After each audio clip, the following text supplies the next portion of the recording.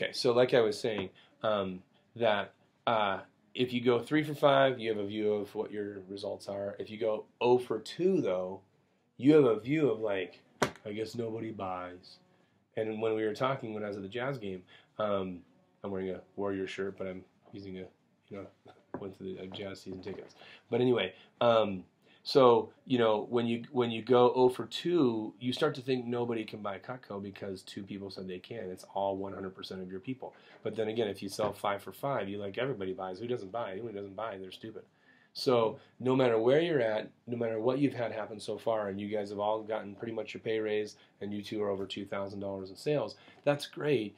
But today's a reason why you're going to sell more Cutco. Okay, so 80%, going back to that phone call, 80% of your success is your psychology. So if you want to jot that real quick down, that it's not whether that customer bought or didn't buy that makes you successful.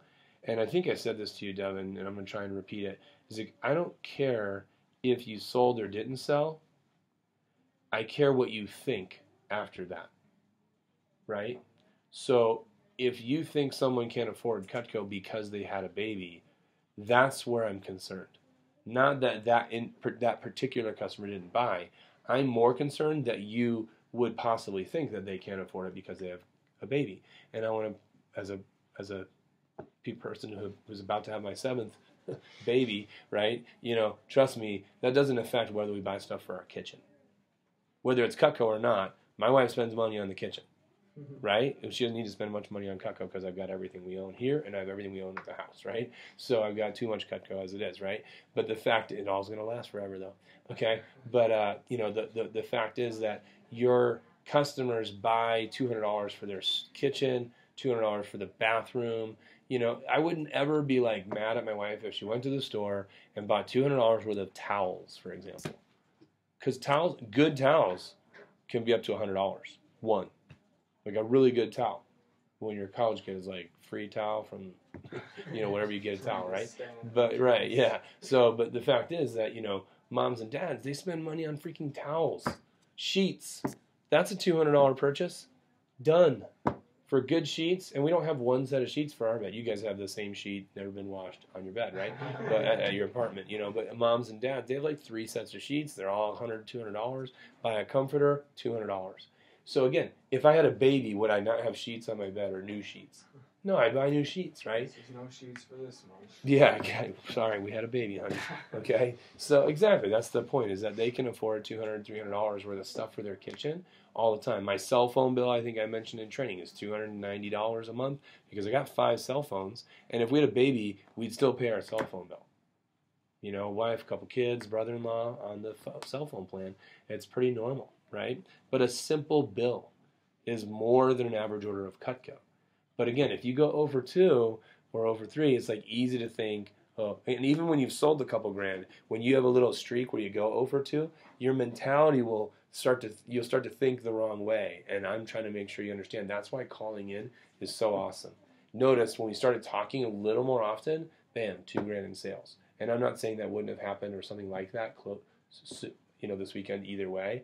But I know as soon as you started talking to Jesse, started talking to Chelsea and me over the weekend, and I think you talked to Sylvia too, boom, sales happened a lot quicker, and sometimes you get help in the demo. Your customer was almost homey, almost signature, I don't know. We gave the right deal, bam, signature set. Yeah. Right? Felt awesome, didn't it? Mm-hmm. And wouldn't you agree that we gave that customer a better deal than you maybe thought we were going to be able to? Yeah. It worked out really well. And they really got exactly what they wanted. It included, coupling, taking out regular table knives, doing stainless steel, and that's not even a normal situation either. Not a bad situation, but what I'm saying is like that's another example of why calling in is so helpful, because it could have just been a homemaker straight up, nothing else. But instead it wound up being like a $1,700 CPO, right? Yeah, something like that, yeah. Anyway, so that's one thing is, again, calling in sometimes just tweaks your brain a little bit, that you'll get better results. So again, 80% of your success is your psychology, and that's what we want to affect when you come in for advanced training, when we come in for Champs Club, and then when you call in for PDI in between appointments, and just straight up every morning, just get a quick phone call into the office just to review. When you call in, and you did this the best that I remember from the one phone call I took at this time of morning on Saturday, was you call in at the right time, and you want to have that half sheet of paper, right? The half sheet of paper that says, hey, Phil, this is Devin. I did blankety appointments. I had 42 names, 12 were yeses. I got 2 alley-oops, and I had 3 sales. My CPO was 907 for the day. My career sales is 4507, and today I put my orders online. Today I have this many demos. Tomorrow, and my goal is this. Tomorrow I have this many demos. My goal is this, and the next day I have this many demos, and my goal is this. And the next time I get on the phone, it's going to be blankety time after I hang up with you. So calling in, and again, sometimes I'm going to be impatient because you're telling me this. Remember I said, I'm like, Devin, don't do this to me again, man. Yeah. I said, call in with the information ready because Oscar's on hold and he's going to call in 30 seconds. Yeah. So, I mean, that's going to be a problem. So, yeah, kind of keep, and I don't want to just give a wham, bam, thank you, ma'am phone call, right? So, for lack of a better way to say it. I want to make sure it's like, hey, give me the numbers real quick and then let's talk about your psychology. Let's talk about where you are at in your fast start. How far from your next prize are you? How far from the next promotion are you? Like, let's get you crushing it. You know what I mean? And it's like, get the quick info, and then let's talk it out as long as I don't have 3 people on hold, right? But if I have to do it because there's 3 people on hold, then you got to do it quick. Cool? So that's one thing. PDI, you guys are doing a great job. You guys all called in a lot this weekend. I pretty much have your numbers memorized. It's cool, okay? And I didn't even talk to you guys half the time. So that's number 1. Second thing is, why is advanced training so important? What are you going to get out of today? Let's write down the 2 main objectives of today's meeting. 2 main objectives of today's meeting. Number 1 is to turn a no sale into a sale. All in favor? Okay. So turn a no sale into a sale. Hey, Sylvia, would you be a lamb and fill this up with water? Okay, you're awesome. I appreciate it. I ran out of water. I'm in the groove. I'm in mode right now. Okay, turn a no sale into a sale. In other words, you go 80%, 90%, or 100% of the time making a sale. Are you going to make more money? Are you going to get more pay raises? Are you going to make more cash and get, the girls want to be with you, the men want, the whole story, right? Okay, but we're going to turn no sales into sales, and you guys had a good job, did a good job this weekend of doing that, but even still, you probably walked away from a demo thinking, like I know I could have sold there. And the second thing is to turn a small sale into big sales. Turn little orders into big orders. So if you increase your percentage of closing percentage, and you're awesome. I really appreciate it. And then you increase your average order size, you actually increase your income by like quadruple, right? Your income goes up significantly when you're increasing your percentage of sales and your average order, okay? All right, so before we go any further, I just want to review 5 keys to making sales, okay? And I'm even going to plug in the TV here and use it. Hopefully I don't mess up what's going on here. All right. Yeah, there we go. The 5 keys to making sales. And I'm going to pull that out. Move that over here. And bear with me. So let's go over key number 1 to making sales. Okay, the first key to making sales. What were the 2 objectives for today? Turn a no sale into sale, and small sales into big sales. Yeah, sorry. Small sales into big sales. All right, turn the small sales into big sales. And my PowerPoint's going up, and I'm going to turn to it here real quick. Boom, boom, boom, boom, boom, and here we go. That's it. Okay, so first key to making sales is called prospects, not suspects. Okay, prospects, not suspects. A suspect, well, there's 3 types of customers. There's a illegal customer. You can't show them. They're not 30. They don't have a job. Right? You guys know this from your interview. Got to be 30. Got to have a job for a real demo to happen. But then there's suspect. Hold that question. I think I know where you're going, but hold on. A suspect is a man by himself, right? A husband or a nice. I found like 20. Oh, sweet. That's awesome. The husband by himself, a single guy, a renter. Remember, they eat food, they feed renters, they live in an apartment, but they have kids.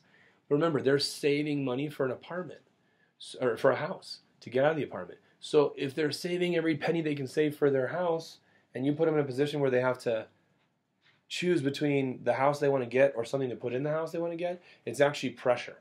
Remember, we do a what type of approach? No pressure approach, right? You don't have to buy anything, but when they really want it and they're not in a position where they can really buy, it's kind of not the position we want to put our customers in.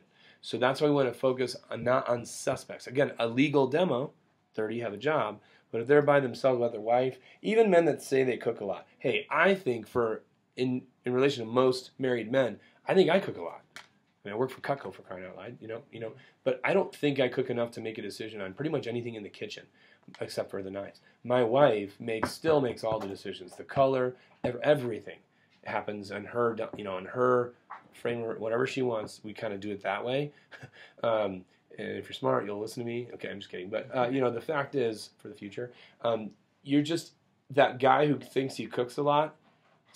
I bet you 50 or more % of the meals are still cooked by his wife in the town we live in. If that makes sense, right? Without being unpolitically correct.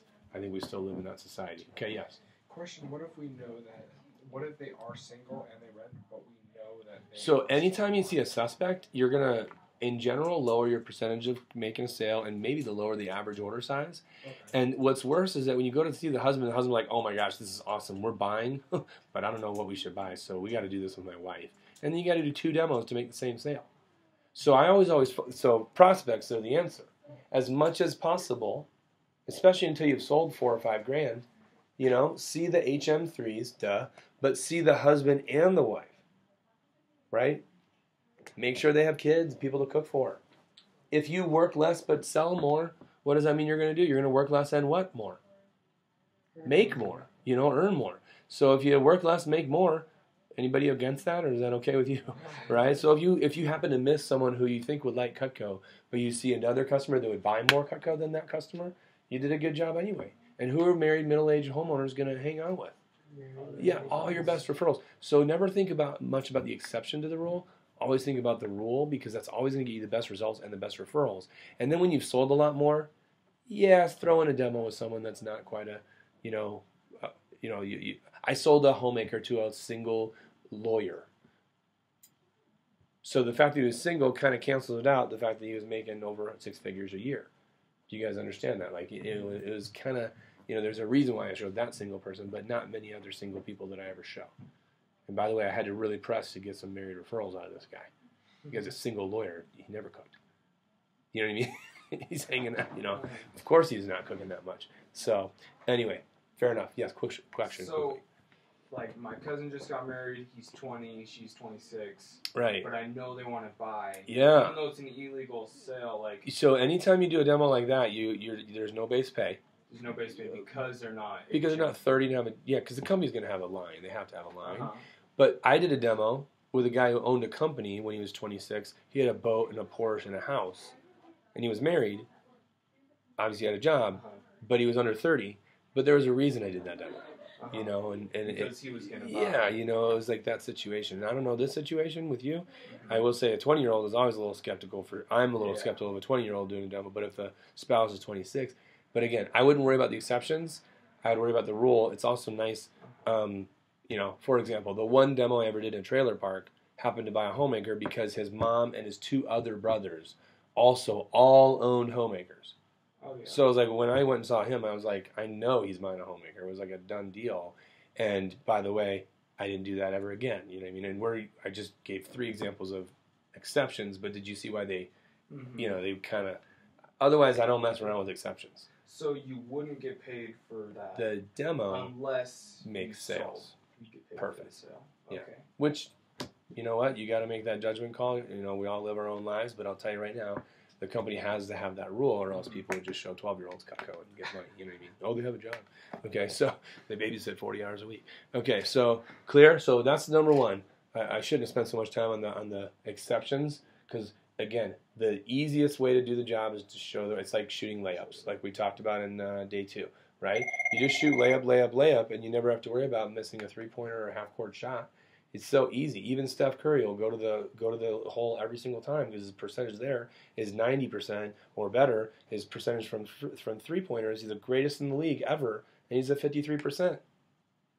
The 53% is an F last I went to school, right? It's an F. It's a failing grade, right? So you're not going to pass a driving test either if you get 50%, right? So anyway, hey guys, number 2 is to follow the manual, okay? Follow the manual. There's 3 things that you really want to learn really well. We got to keep things moving, but follow the manual, okay? Number 1 is, there's 3 pages I would do word for word all the time whenever possible, okay? Hey, Sandy, if she's here for advanced training, I want her to come in here right now and watch. Okay, but as soon as she gets done with that, have her come right in here. I'm going to be teaching it for 48 minutes or so. So I want to get them in here. If she can come in and listen, it'll be really good. All right, follow the manual. Page 24, most important page to do word for word, but I've never once told you to memorize. What is page 24? The phone. Right? The page 24 you should do word for word every single time, always, no matter what. It's the most money-making one-page document that Vector has ever created. It's made more money for more people in the world in Vector than any other piece of paper. It's page 24 because if you follow the phone approach, the things like I get paid to show it, I'm doing it for the training, I need to 14 by Monday, those types of things are what help you get in the home. Remember, Cutco sells Cutco, but doesn't sell it over the phone.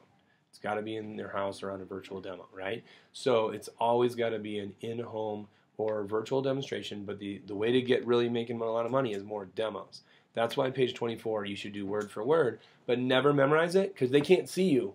So what do you do on the phone? Just read it. Just read it word for word and smile and, do that little bit of building rapport at the beginning of the phone call. Other than that, it's simple. And it's not just setting the demo, but making sure they write it down, making sure you tell them, I don't get paid for the slot if it's not a good time and you miss it, I don't get paid, right? And I'm counting this appointment to keep my schedule booked. Also, where it says I'm busy, how you handle that, at the bottom of the page, it tells you how to do that. So number 1 thing following the manual is the phone approach. But the other 2 things you want to memorize specifically are 8 and 9, which is the beginning of the closing process, right? Page 8 and 9, where we climax the value with Wusthof, twice the value, twice the quality, and then we present the price. And then we ask for the order, and then when they say, I'm not sure I can afford it, we begin the what process? Dropping down process, right? But remember that page 8 and 9 does all 4 things. Climaxes the value, we present the price, we ask for the order, and then we drop down to find the right price value for the customer, right? So you want to learn 8 and 9 really well. Dropping down the rest, page 10, 11, those are really good pages to learn, get really familiar with because you'll do it almost every demo, right, when you don't sell Homemaker. But 8 and 9 for specifically. And then finally, what's the other thing you got to memorize or do word for word, follow the manual? Recommendations, right? Page 15. So you got to learn those really, really well because that's where you're doing, there's 2 things you're trying to get in every demo. The only 2 things that matter is you're trying to get and get names. You're getting a sale and names, or names and referrals. So that's why you got to do page 8 and 9 to get the sale and set up the drop down, and then page 15 to get the names, the referrals, which is the future of your business, okay? The rest of the manual, you should follow, you should read, but that's really cutting stuff and smiling. Like, that's pretty easy. Why don't you push the door shut if that's okay, just because of the noise. So definitely page 8 and 9, page 15, and then the rest is reading the manual along the way while playing with Cutco. I mean, you just go and have fun with it. If you're skipping stuff, you're having a problem, but you got to be your own self. Reading the manual, the whole demo is good. And you should read the manual, the whole demo. The 2 you want to memorize, 8, 9, and 15. Makes it 2 sections. Okay, 3rd key to selling is AFTO, pedir la venta, right? Ask for the order rather, okay? And remember, when you look them in the eye and you say, hey, I wouldn't be doing my job if I asked you this question, would you like to get that set today and get that for free? Whatever was going to be free. Just the act of asking presents an air of confidence. And asking with eye contact, asking with conviction, smiling. Hey, the way I think of it is I say this way in my mind. Hey, I just showed you like 45 minutes of ridiculous awesomeness. We had a blast. We cut. We ate. It was fun. And you know you want it. So I wouldn't be doing my job if I didn't ask you. You want to get it? Like, that's the way I ask. My psychology. Like, dude, you know you want it. you might as well get it, right? I'm giving you all this free stuff, and it's only $260 a month, 261, right? And that's the way, so it's a matter of showing conviction, which leads me to number 4, right? Oh, by the way, go back to ask for the order one more time, and that is when you show the galley. If you don't ask, because a lot of reps will show the galley and they're like, so that's the galley. Huge swallow, you know.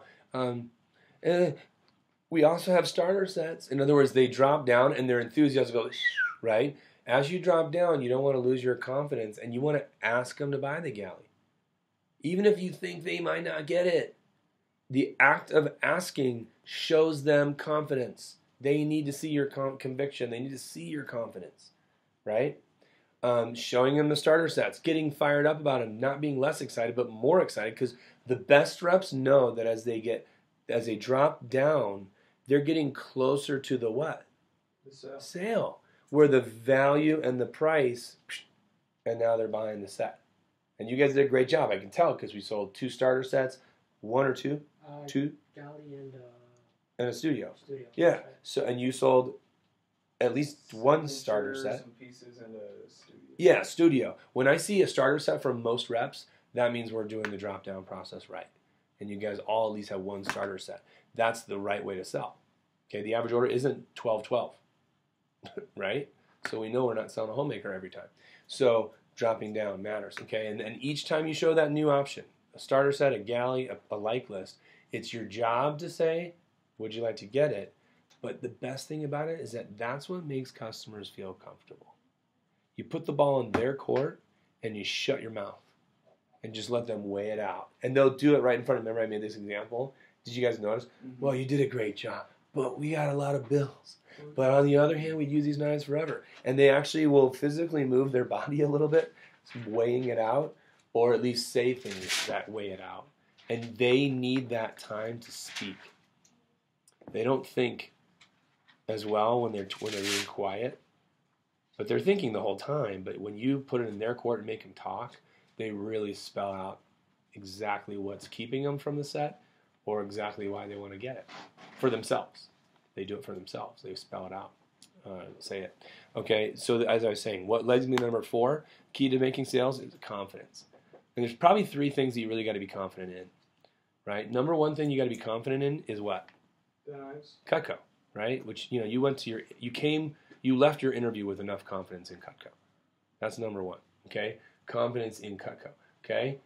Second thing is confidence in... Asking. Hold that. That's good. Yourself. Confidence in you, that you're doing a good demo. Everything that we teach you works. You got to be confident, okay? And then the third thing is exactly kind of what you were getting to, Oscar, is confidence in the customer's ability to purchase. Confidence in price value. They can afford it. Like I said, psychology is 80% of your success. So like I said, Devin, on that phone call, I don't care if you sold or didn't sell. I care that you're confident that they can afford it even when they gave you the, you know, certain times you're, oh, we got to pay tuition. That's why we can't buy it. When they have a baby, oh, we can't afford because we have to pay for the baby. Or we're going on vacation to Disneyland, so that's why we can't afford Cutco. You know, certain time, oh, my son's going on a mission. That's why. All of those things are kind of just the smoke screen. Remember, for what? Value price. Value price, which means do a better value building, but then drop down slow and find the right price where the value's right. And that's okay. But confidence that they can buy Cutco. I don't care who you are, what street you grew up on, you got to have confidence that people in your neighborhood or people in the neighborhood you're selling in, they buy stuff for their house. It's not a big deal. It's not even fun. Cutco's fun. But man, going to freaking Home Depot or Target to buy crap for my house is pretty lame. But I still do it. And I still spend more on Target stuff sometimes than a customer spends on Cutco. And what lasts? Yeah. Okay, so really simple. Number 5, enthusiasm. And I like to put this into 2 main parts. The first part, you probably came to training day 1 with enough. And that was enthusiasm about the product. when you're cutting rope, when you're cutting leather, if you're a robot and if you're boring and you're stuck in the mud or you're so self-conscious that you can't even handle yourself, it's not fun and you're not being enthusiastic. But if you're a geek about Cutco, like you're just being nerdy and like high-fiving the customer and playing with the knives and cutting food into art and, you know, like playing with the rope and cutting leather and swearing with them when they cut the leather, you know. Do you ever get some swearing? Holy you know, when you cut the leather. That's the last cut, you know, so they freak out on the leather, I found. You know, being fun and building, and it's more expensive to have a full tank, but it's way worth it because it, you know, this, and, you know, it's more expensive, costs more money to have nickel, silver, alloy, but it's worth it because of this, okay? So she's not getting the memo. Okay, so it's fine, She'll come in. All right, so enthusiasm, right? You gotta have enthusiasm about the product. And the other part of that enthusiasm that I said, is we already said this, as you're dropping down, you're what? Remaining enthusiastic or even being more excited about the studio set that all three of you sold, a Space Saver set, a galley, just as excited about the lightless. In fact, the lightless is like, all right, baby, let's get exactly what you want. And they're like, yeah, that feels good. I want to get exactly what I want. Let's do that. And so like they want to know about the lightless. Some reps are self-conscious about asking about the lightless because they think their customer's going to be mad at them for showing the lightless. No, right? If you did a good demo and you're remaining enthusiastic about the smaller options, that's when you're getting closer to the, like we just said. So those are the 5 keys to making sales. Now, to get to my house right here, I was on the phone with you and my son and I were riding the bikes. To get to my house, you go out here, you take a right, you take a left, take a right, take a left, take a right. So 5, right, left, right, okay? To get to my house. Now, if you change any one of those 5, you ever get to my house? No. Well, 4 out of 5 ain't bad. Well, 4 out of 5, you're in the wrong part of town. You missed the barbecue, right? You got to do 5 out of 5. If you look at those 5 keys to making sales, you got to do all 5. And I'll tell you, most trainees, it's not that they're missing on one of them, unless they like were silly and did demos for their roommates and don't get paid anyways or something silly, right? Which would be dumb, right? But you got to do all 5 out of 5. But most trainees, no matter what they've sold, I would say they're working on like 3 out of 5 that they really do need help on. In other words, they got to improve a little bit on their confidence, a little bit on following the manual, maybe a little bit of asking for the order. Or they got to improve a little bit on their enthusiasm because they're so self-conscious and nervous. And they got to improve a little bit on maybe they saw someone that they just maybe shouldn't have seen or something like that. So it's really 5 out of 5, but you probably could work on all of them or at least some of them. Agree? So there's nothing more that I need to teach you. I've got 3 handouts. We're going to discuss other stuff in the manual. We got 35 more minutes. But I'll tell you right now, I could stop training right now. Who's already excited and inspired to sell more Cutco now? Even though you guys already, you know what I mean? Like you already got good, decent results and everything, but you're probably thinking, yeah, you're right. Yeah, I got to work on that. And really, that's 3 days of training. All the sweat, all the hard work, everything we went through for 3 days, right there in a nutshell. That's it. That's what we taught you for 3 days. And now I want to remind you that you don't need anything more except for more demos, right? Which you guys were on the phone booking more up already, and you got demos tonight, which is great. Okay, so are we clear on that review a little bit? Okay. Next thing I want to just quickly review is a couple of recommendations concepts. Can I see someone's recommendations binder? Okay, whoever wants to give it to me. Okay, do you have any filled out sheets in here? Yeah. You did them backwards? Okay, so let me do this. Okay, by the way, I do like that one that has the see-through pocket, so if you find one, because I like to stick in maybe a motivational thing and your PDI report, and then you also have folders, so I can give you other handouts today and whatever. So is this one lady? Yeah. Okay, see, that's the first page I want anyone to ever see. And if I ever get a wussy list, so that's a wussy list, right? If I ever get, see, that's okay, but I'm going to teach you how to turn it into way more. Wussy list, right? So what I do with my wussy lists is I make sure she gets her copy, but that's probably your mom or something. Okay, so what you want to do is take your wussy lists, the crappy ones, and put them in the back of the binder backwards, hidden, what do you call it? They don't see it. Yeah. So what do you call it? The word I'm thinking of in computer language, whatever. So They're hidden. I want to go, Mr. Jones, let me, here's my binder so you can write down as many names as you can. And then I go like 15 names, 15 names, 15 names, 15 names. Oh, here's your page, blank, you know what I mean? But that's what I would do is have all my filled out, really pretty, awesome ones in the front. Now, how many of you, because the biggest objection you get, and you can correct me if I'm wrong, so go to page 15. The biggest objection I found that I got as a rep was, I stunk at asking, because I was brand new, right? When you're brand new, most reps the last thing you learn in training is page 15. It's like the very last thing, and we're like, go home and memorize this. You're like, dude, I'm going to my first 3 demos. I have no idea what I'm going to memorize this. And that's kind of doesn't matter. And the reason why is because the people that know you, awesome. Thank you. And tell Rosalie to come on in. Oh, there she is. Even though she hasn't finished training, I want her to come in and listen. So come on, if you got 30 minutes, because I know you did online training and everything. Oh, okay. So then giving Nathan some money. Get it all done. And I have a demo at 5. Okay. All right. Awesome. That's great. Your son did the training, and you're on a little different schedule, so that's fine. All right. I'm in the middle of this, and I got 30 minutes, so I got to go fast. But it's great to see you. And we'll talk more. Okay. Give her the right number. Yeah. She called this morning on the wrong number, so I didn't answer. He gave me 2 numbers, but I called the first one. Yeah. Okay, You're good. so Thanks, Rosalie. Sorry, I'm not rushing you, but No, you're fine. yeah, you're awesome. It's Okay. great to see you. For the right thing. Thank you so much, Sylvia. Okay, so back to page 15. I was trying to give you guys a handout, but it's not here, so for time's sake, I'll just keep it moving. The objection I got from my family, and you can correct me if I'm wrong, is they go and family and ward members and the church members or people that know you really well. They're like, oh well, no, we know the same people. Anyone we know, you could just call anybody on the list, the church list, the neighborhood, whatever. Am I right? Do sometimes your mom, your aunt, and your grandma screw you over the most? They give you the wussiest list. It's like, dude, you changed my diaper, and you can't give me 5 names? You know what I mean? Like, what's the deal, right? And it's funny? You could actually say that to someone like that, and they should be like, yeah, you're right. I'm being kind of a jerk. Why don't I give you more names? Right? And it wouldn't hurt, but don't do that. I'm not saying you should do that. I'm just saying you could actually do that, and they wouldn't be, like, offended, right? However, let's not do that.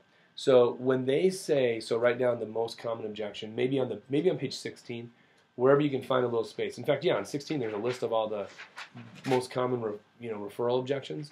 So go to the bottom, there's a little white space, and the objection is, we know the same people as you know, and they're lazy and they don't write them down because pretty much they're lazy.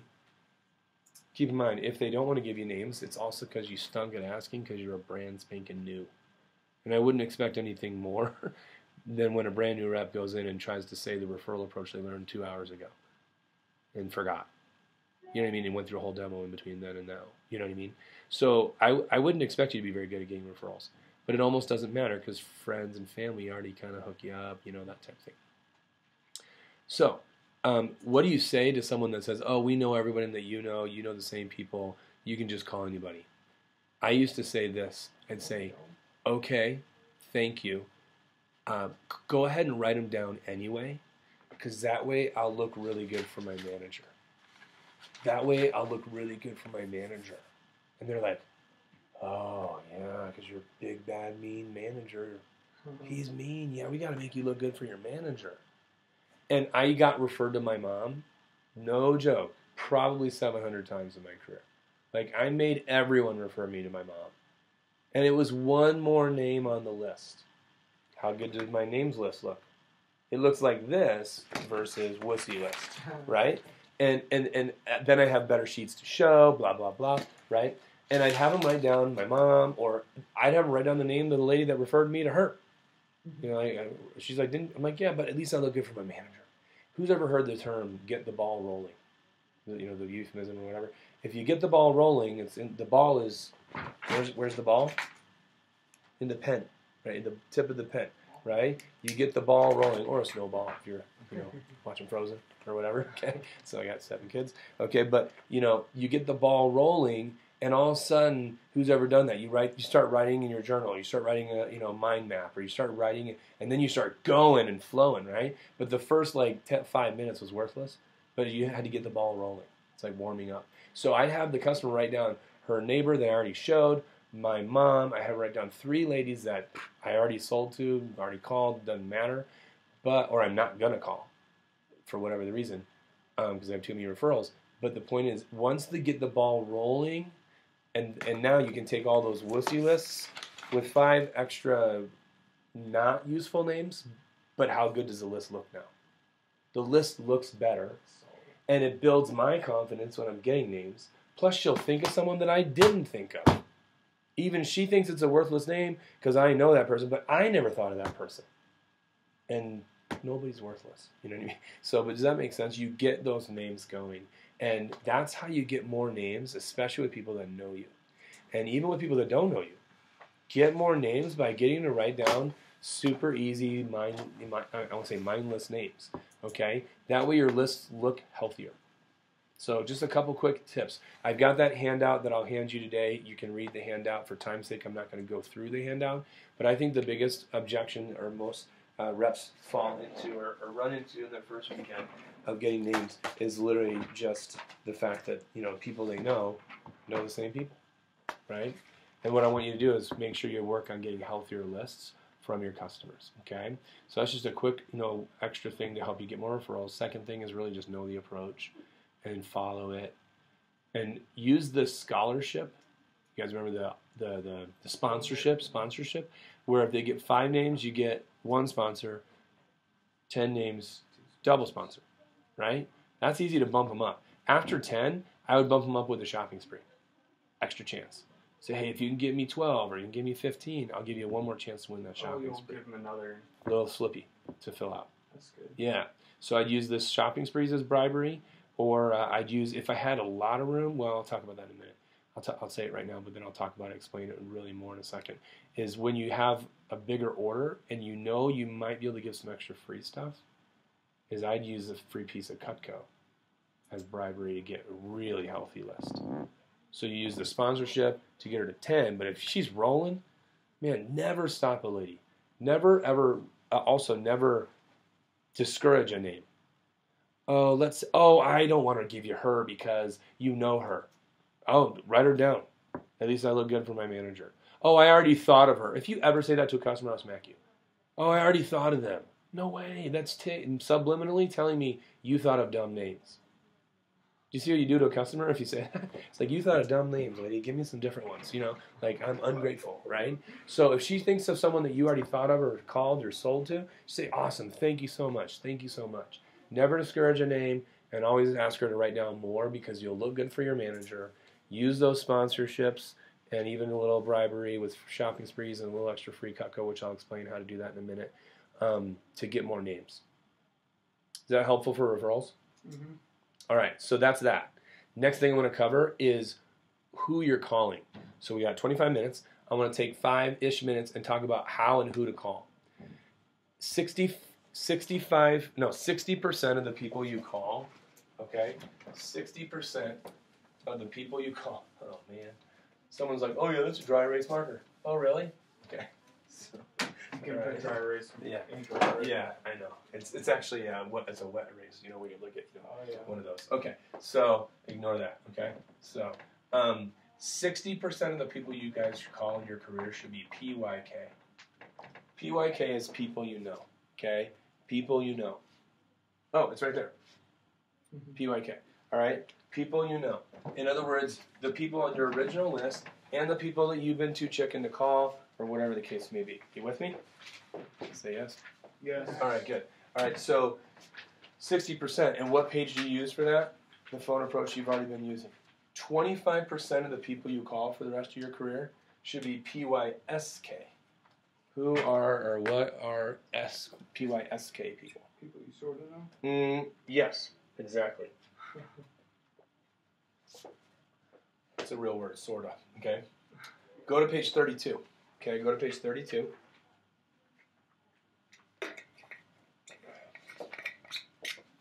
Okay, and this is at the top of the page, page 32 in your manual. I want you guys to write down calling classmates' moms. Okay, calling classmates' moms. Classmates' mom. Yeah. So like, or your sister's friend's mom. How would you know your sister's friend's mom? You don't know your sister's friend's mom. You don't know the classmate's mom from every Olympus Titan, right? You just don't. Innovations, whatever it is, right? You don't know the mom. Why would you know the mom? You're a weird high school senior if you know all the moms, okay? You know, if you know all the kids, that's normal, but you never met the mom. But this is where you can call your classmates' moms. And if you look at this front, I'm not going to go through the exact approach because you can do that, and for time's sake and everything, I'm not going to go through it. But you say, Mrs. Jones, I don't know if my name rings a bell, but I went to Brighton High School with your son. I was on the lacrosse team, or we dissected frogs together, or whatever the heck it was, right? We had my favorite is lunch. We had fourth period lunch. Okay, 1/3 of your school had fourth period lunch, right? So in other words, of course you had fourth period lunch. Okay, so so it's actually pretty easy. I'm just gonna do that. That's easy. Okay, so fourth period lunch, because you can now call 1/3 of your school. When you say to a mom, a homeowner, a mom, you know, I had fourth period lunch with your son. They imagine you doing the Napoleon Dynamite thing, you know, and sharing your tots and discussing what percent milk you drink, right? But in reality, not many other people spoke to Napoleon Dynamite. There's like 400 kids in the cafeteria. Well, it's Preston, Idaho. Never mind. Okay, but you know what I mean? Like it's, you know, there's a whole bunch of people that you didn't know, but you know, and you can call the moms of any high school senior you graduated with. Because remember, I have 6 kids, 5 daughters. I can't even count on any counting mechanism that I can think of the number of children, specifically, you know, girlfriends of my daughters, that have slept at my house. I don't know their name. I don't know who they are. But if one of them were to call me and say, yeah, I'm Emily's friend, or I'm Bryn's friend, and I'm like, oh, cool. How emotionally attached am I to that as a dad or a mom? I'm like, whatever, you're one of those kids. One of those crazy kids with the silly hairdo and crazy hair day. You know what I mean? Like, I'm just like, sure. You want to come over here for Eagle Scout? You want to come over here for a, you know, government project and interview someone? Or, you know, whatever, like, you know how you do, like, little things in high school. If they call me and ask me that,